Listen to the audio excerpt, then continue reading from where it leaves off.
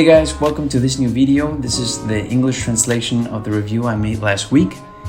It is the first ever car related video I share on this channel, which has got me quite hyped. I've been thinking on doing something like this for quite some time. Finally, after brainstorming and going this over several times, Katya motivated me to give it a try, and that's what we're doing today. I'm really excited to be giving this opportunity. Today I'm driving the Audi E-tron Sportback. A huge thank you to the team from Audi Motor for lending me this car for 2 days.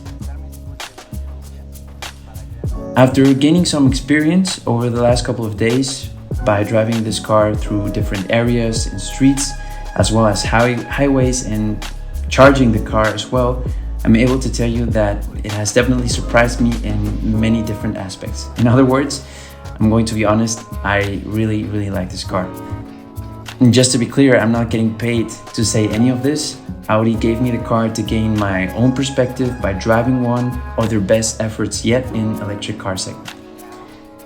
Now, let's talk about the design. As you can see, the Sportback has a more dynamic and sporty look than the regular e-tron. I definitely, if I could choose between this or the normal e-tron, I would take the Sportback anytime.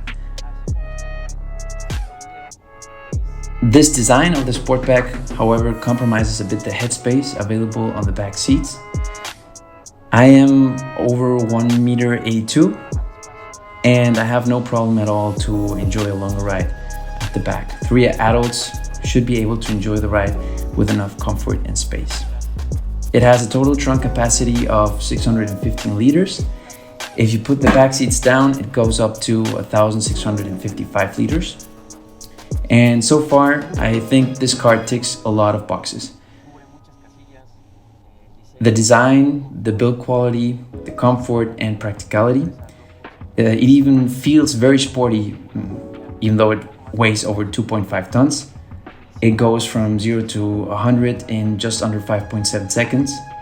And the most important topic, I think, in an electric car is the range. If you have access to a fast charger, it will charge the car in about 3.5 hours, 4 hours, which makes the e-tron a very attractive option for daily driving.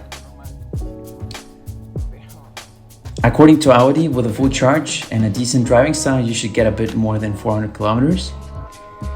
And if you don't have access to a fast charger, but you have a wall charger with an output of 11 kilowatts, it should take about 9 hours.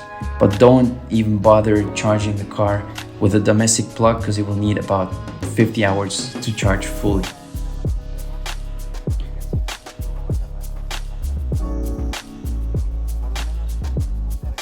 So moving on to the specs and equipment of this car.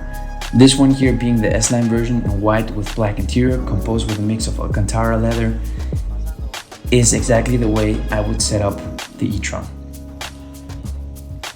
The panoramic sunroof, in my opinion, is a must, giving a nice bright feel to the cabin. Since the roof lining and the seats are black, the sunroof gives that extra bit of light, which here in Marbella, also known as La Costa del Sol, is perfect to enjoy some fresh air in the sun.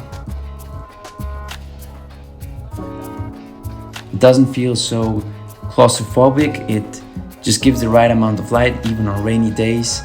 If you open up the curtain of the sunroof, it will be bright enough to feel comfortable and not so dense in the cabin.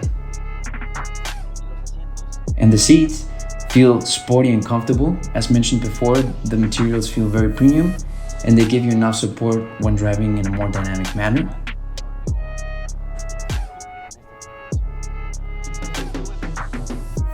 After giving it some thought and driving the car, charging it, living with it for 2 days, I've been really struggling to find some cons about it. At the end, I found 2, perhaps we could say 3, which aren't really a deal breaker, and for some extra cash you would probably get them as an option. First one is this car doesn't have cup holders for the back seats. And secondly, it doesn't come with the parking assist, which basically scans a free spot and parks a car for you. It does, however, come with the 360-degree and 3D camera, which allows you to turn the 3D model of the car on the screen and makes parking this car, which is quite big, super easy and fast. Perhaps I may add as a third point the glossy trim on the dashboard. I've seen many other reviews in which people complain about it being a fingerprint magnet. I don't know about you, but it doesn't really bother me. If it's dirty, just wipe it off with a piece of cloth and that's it. So what's my final verdict? All summed up, it's a great car. It is expensive, but it also feels expensive. The design, personally, I think is on point. Driving experience, build quality, practicality, and comfort are all points which the E-tron passes with flying colors. The range is definitely enough if you can charge it fully overnight, and with time, the charging infrastructure around the world will get better, making it easier to deal with electric cars on a daily basis.